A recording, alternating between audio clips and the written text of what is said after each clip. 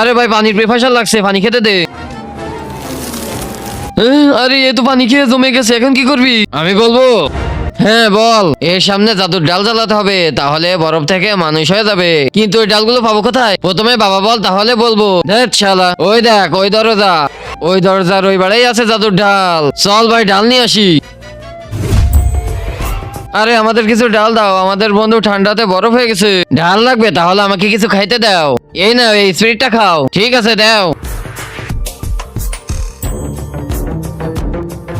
চল ভাই এবার ডাল জ্বালা। হ্যাঁ।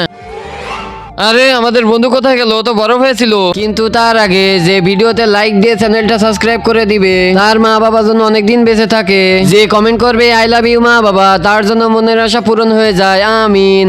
আরে তোমরা আসতে দেরি করে ফেলছো, তোমাদের বরফ হওয়া বন্ধু গলে পানি হয়ে গেছে, এই দেখো।